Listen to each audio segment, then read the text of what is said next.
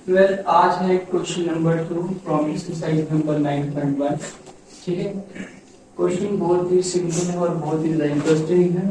Question में लिखा हुआ है a tree breaks due to storm and the broken part bends so that top of the tree touches the ground making an angle of 30 degree with it. The distance between the foot of the tree to the point where top touches the ground is 8 meters. Find the height of the tree before storm. ठीक है, tree क्या होगा? कोई पेड़ तूफान से पहले की बात कर रहे थे, पेड़ था, है ना? तूफान आया और वो बीच से क्या हो गया? टूट गया। बीच से तो टूटा, बीच सेंटर से ऐसे नहीं पड़ा था ना, बीच से तो टूटा, ठीक है, लेकिन पीछे से नहीं टूटा, है ना? और पीछे से टूटने के बाद वो बेंड हुआ और उसके टॉप ने ग्राउंड को क्या कर लिया? टच कर लिया। क्या करे उसे? टच। जस्ट देखो, इसको ऐसे समझ सकते हैं, यहाँ पे ये कोई ट्री है, मान लो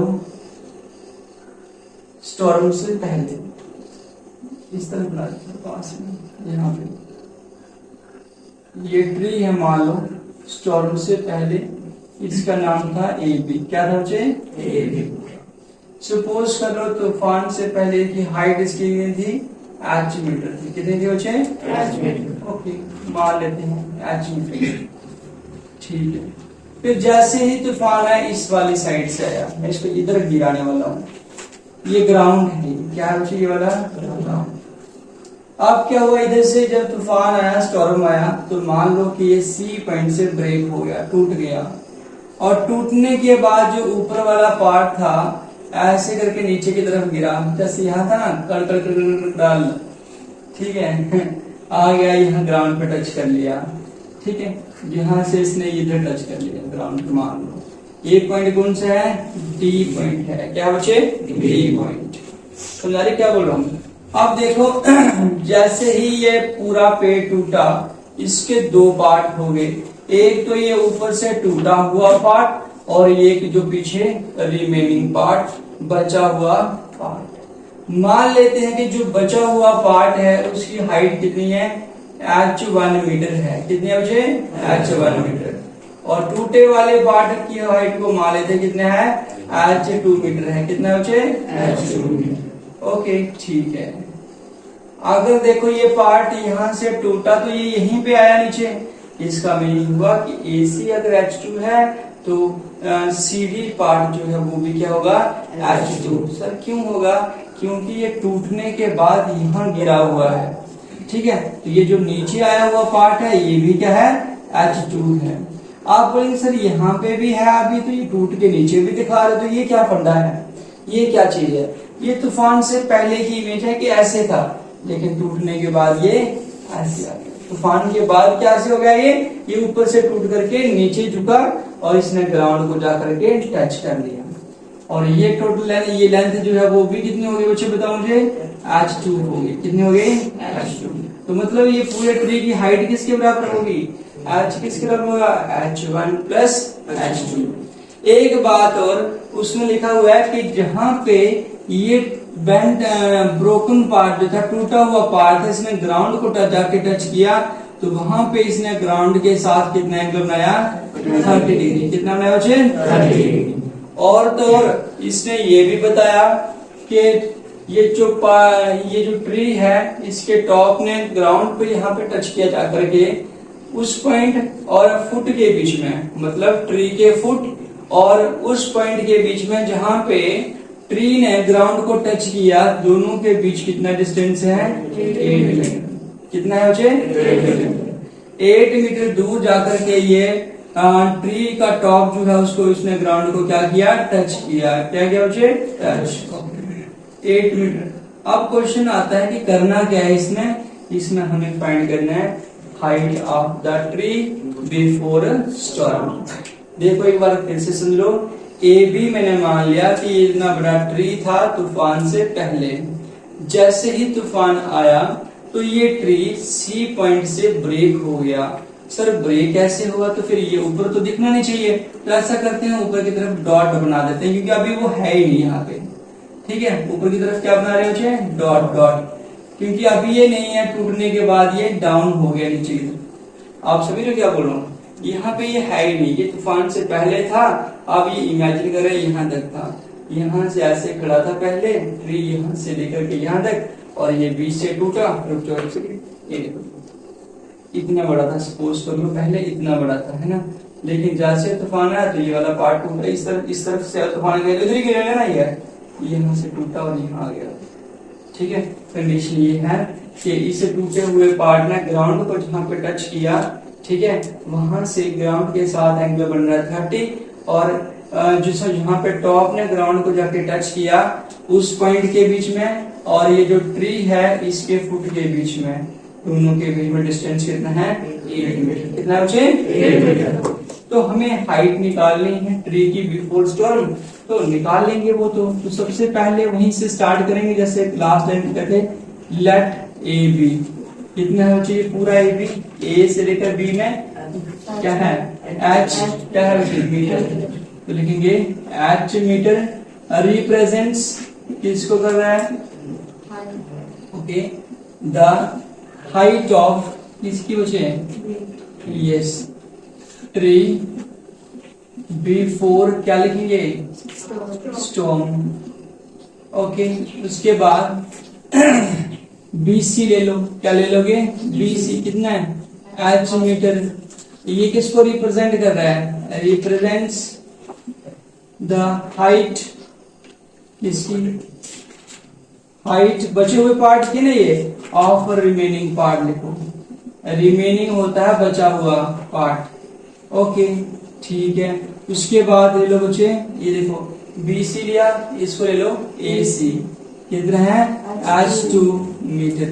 ये किसको रिप्रेजेंट कर रहा है, फिगर में किस चीज को दिखा रहा है, बताओ मुझे जल्दी से, रिप्रेजेंट्स द हाइट, किसकी बच्चे, ऑफ ब्रोकन पार्ट, टूटे हुए पार्ट की हाइट। यहाँ पे एक चीज मैं मॉडिफाई कर रहा हूँ, मैं लिखूंगा AC इक्वल्स टू CD, दो चीजें लिखूंगा, AC equals to CD, AC ये वाला और CD ये वाला, ये दोनों ही किसके बराबर हैं, H2 मीटर के बराबर है। किसके बराबर है मुझे, H2 मीटर के बराबर। उसके बाद BD यहाँ पे है, BD इक्वल्स टू कितना दिखाई दे रहा है, 8 मीटर, रिप्रेजेंट कर रहा है किसको, represents the distance of point on the ground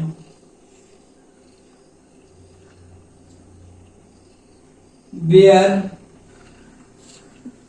top है ना, distance of ground, distance of point on the ground where कहां से फिर उसके बाद, फ्रॉम, एक मिनट रुको, on the ground where, okay, top touches the ground,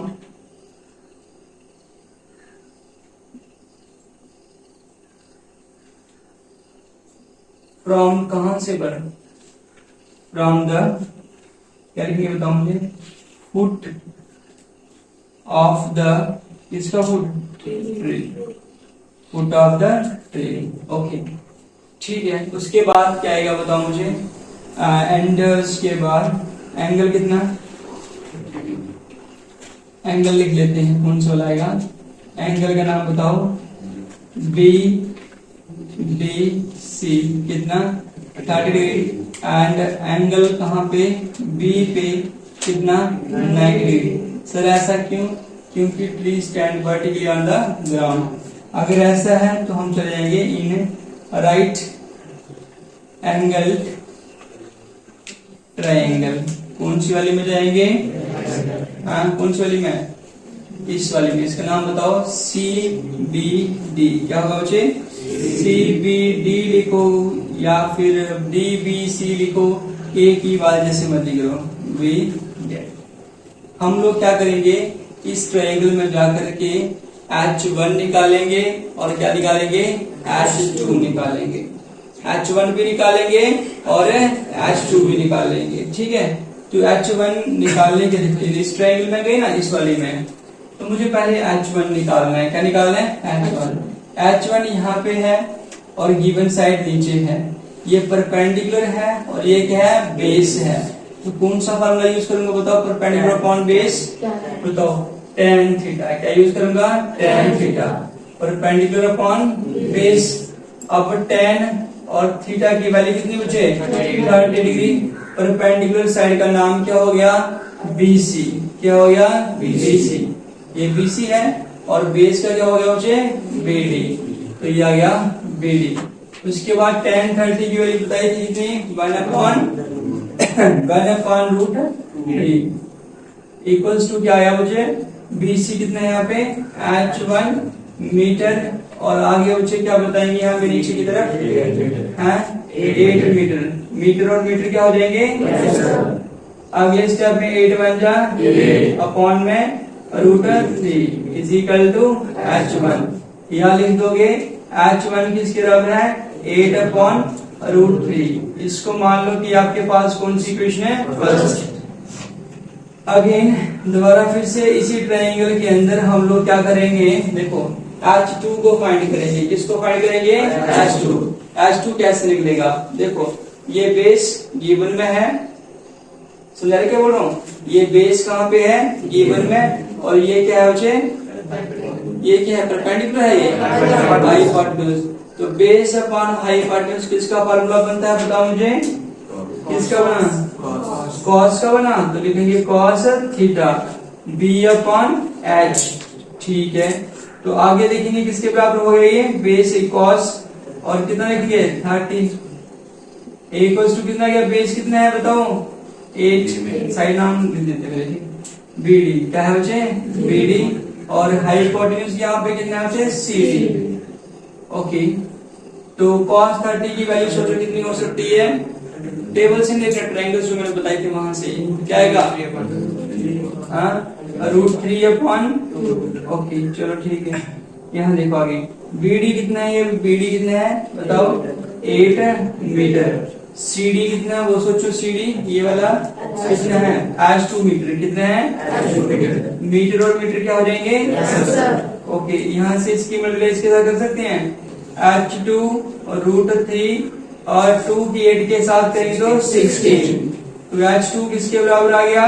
16 upon में क्या आएगा? रूट 3। और ये आपके पास कौन सी इक्वेशन है? अब सर हमें पूछा गया क्वेश्चन में हाइट ऑफ द ट्री। क्या पूछी है? Height of the tree. Last लिखेंगे देयरफॉर हाइट इसकी ऑफ द ट्री बिफोर किससे पहले? Yes, storm. तो कितना हो जाएगा बच्चे? इसको हम H से डिनोट करेंगे। किससे? H से। ये होगा H1 प्लस H2 और बाहर लगा देना मीटर। सर क्योंकि देखो ये पूरी हाइट जो है तो वो H1 और H2 को ऐड करने से जोड़ने से मिलेगी। तो H1 की वैल्यू फर्स्ट इक्वेशन से देखो कितनी है? 8 अपॉन रूट 3। H2 की वैल्यू सेकंड में कितनी है? 16 अपॉन रूट 3। और यहाँ कितना आ गया बच्चे? मीटर। अगले स्टेप में देखो यहाँ पे फिर यहाँ से करता हूँ, दोनों का डिनोमिनेटर सेम है ना? एलसीएम आ गया रूट 3, ऊपर आएगा 8 प्लस 16 और बाहर कितना आएगा? मीटर। दोनों को प्लस करा तो कितना गया? 24 अपॉन रूट 3 मीटर। फिर उसके बाद करना है रैशनलाइज। क्या करना है? ऑन रैशनलाइजिंग क्या लिखेंगे? The denominator we get, denominator we get. अब रैशनलाइज करेंगे। क्या करेंगे बच्चे? रैशनलाइज। तो रैशनलाइज करते समय क्या करना है हमने? 24 अपॉन रूट 3 है तो क्या करेंगे बताओ मुझे जल्दी से? हाँ, रूट 3 के साथ मल्टीप्लाई और रूट 3 के साथ डिवाइड और बाहर लिख देंगे मीटर। अब ये आ गया 24 और रूट 3 अनलाइक टर्म्स हैं। रूट 3 और रूट 3 लाइक टर्म्स हैं, इनका हो गया मल्टीप्लाई। किसी भी टर्म को दो बार मल्टीप्लाई करने से बनता है उसका स्क्वायर। ये अगर रूट 3 का बनेगा बच्चे स्क्वायर, तो ये स्क्वायर एंड रूट क्या हो जाएंगे? कैंसिल। कितना आ गया? 24 अपॉन 3 और यहाँ पे रूट 3। और ये मीटर भी है। अब देखो ये और ये लाइक टर्म से ये कैंसिल हो जाएगी, तो क्या बनेगा 3 × 3 3 8 जा कितना गया 8√3 मीटर्स। ठीक है, आप लोग इसको आगे भी कर सकते हैं, यहाँ तक भी सफिशिएंट है। अगर आगे करना है तो √3 की वैल्यू डालनी है और फिर उसके बाद मल्टीप्लाई करने से आंसर आ जाएगा। तो राइट, चला बेटा क्वेश्चन का नोट लो।